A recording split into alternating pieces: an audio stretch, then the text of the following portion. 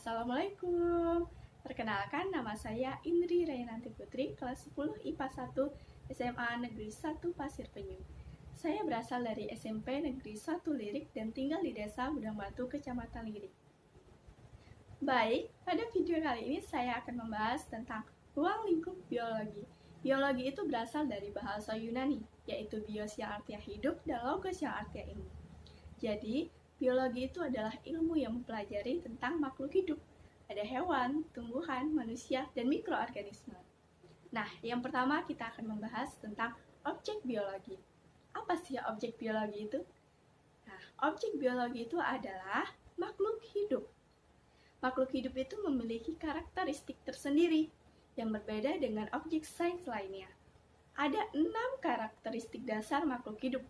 Yang pertama, makhluk hidup itu disusun oleh sel. Jadi setiap makhluk hidup itu memiliki 1-sampai miliaran sel. Ada sel uniseluler dan multiseluler. Nah, yang kedua adalah makhluk hidup itu mengalami pertumbuhan dan perkembangan, di mana setiap makhluk hidup itu pastinya akan mengalami pertumbuhan dan perkembangan. Yang ketiga adalah makhluk hidup mengalami proses metabolisme. Metabolisme ini terus-menerus dilakukan agar tubuh makhluk hidup itu dalam keadaan homeostatis atau stabil dan konstan. Nah, yang keempat ada makhluk hidup dapat memberikan respon terhadap rangsangan.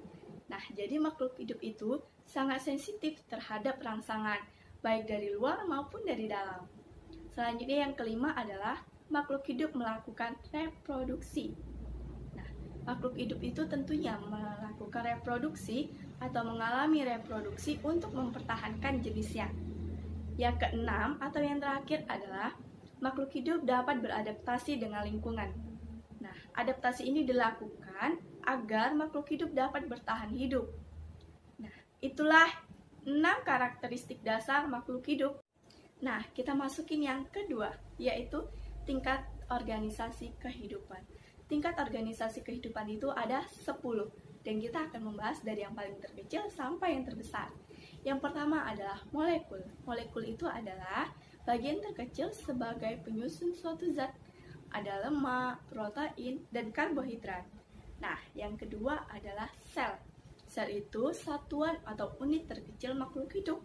Ada sel darah merah dan sel darah putih.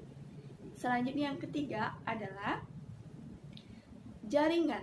Jaringan itu adalah kumpulan sel yang memiliki bentuk dan fungsi yang sama. Ada jaringan saraf, jaringan otot, dan jaringan epidermis. Selanjutnya yang keempat adalah organ. Organ itu adalah kumpulan jaringan yang menjalankan fungsi tertentu seperti ginjal, hati, jantung, dan paru-paru. Yang kelima adalah sistem organ. Sistem organ itu adalah sekelompok atau sekumpulan organ yang menjalankan fungsi tertentu seperti sistem pencernaan, sistem pernapasan, dan sistem reproduksi. Nah, yang keenam itu ada organisme atau individu. Individu ini kumpulan dari berbagai sistem organ yang bekerja sama melakukan aktivitas kehidupan seperti seorang manusia, seekor kucing, seekor burung, dan lainnya. Nah, yang ketujuh adalah populasi. Populasi ini kumpulan dari individu sejenis yang tinggal di suatu tempat, seperti sekelompok rusa di hutan, sekelompok tanaman padi di sawah, dan masih banyak lagi. Selanjutnya yang kedelapan adalah komunitas. Komunitas ini kumpulan populasi yang tinggal di daerah tertentu. Nah, seperti komunitas sawah, komunitas hutan, komunitas kolam, dan masih banyak lagi. Nah, yang kesembilan ada ekosistem. Ekosistem itu adalah kesatuan komunitas dengan lingkungan yang membentuk hubungan interaksi atau ketergantungan, seperti ekosistem sawah, ekosistem sungai, ekosistem danau, dan masih banyak lagi contoh lainnya. Nah, yang terakhir adalah bioma. Bioma itu adalah habitat yang meliputi skala luas, seperti gurun, hujan tropis, sabana, dan masih banyak contoh lainnya. Nah, itu adalah 10 tingkatan organisasi kehidupan.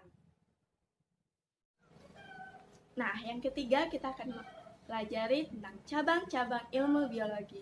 Ilmu biologi itu sangat luas, sehingga untuk lebih mudah mempelajarinya ada cabang-cabangnya.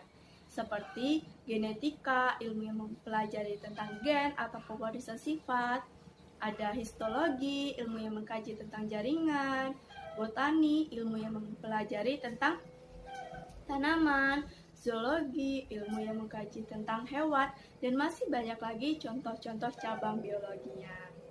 Nah, untuk lebih mudah, cabang-cabang tersebut itu dikelompokkan lagi berdasarkan, yang pertama berdasarkan tingkat organisasi kehidupan. Contoh bidang ilmunya adalah biologi molekuler, sitologi, histologi, anatomi dan fisiologi, biologi perkembangan, biogeografi, dan ekologi. Nah, yang kedua yaitu berdasarkan kehidupan pada kelompok organisme.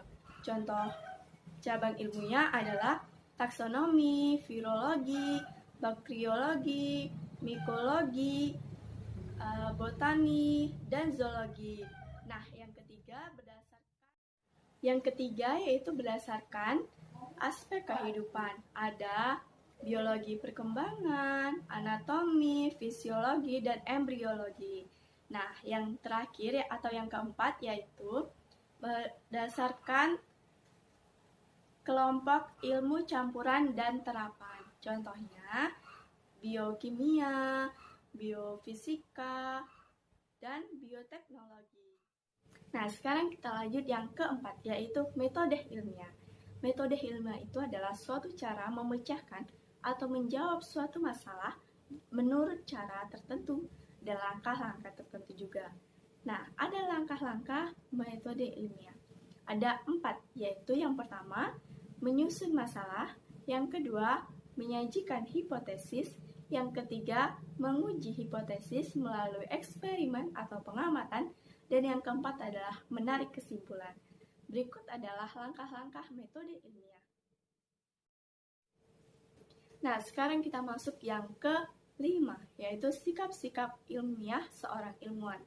Nah, dalam melakukan penelitian bukan hanya metode ilmiah saja yang diperlukan, tetapi sikap-sikap ilmiah juga harus diperlukan oleh seorang ilmuwan. Nah, sikap-sikapnya yaitu harus memiliki rasa ingin tahu, jujur, objektif, terbuka, memiliki kepedulian, rajin, tekun, dan santun. Nah, berikut adalah sikap-sikap ilmiah seorang ilmuwan. Nah, selanjutnya kita masukin poin ke-6 atau poin terakhir, yaitu manfaat biologi. Biologi itu telah banyak memberikan manfaat kepada kita di segala bidang. Contohnya, pada bidang pertanian, biologi telah menemukan teknik kultur jaringan. Nah, pada bidang peternakan telah ditemukannya teknik inseminasi buatan atau kawin suntik.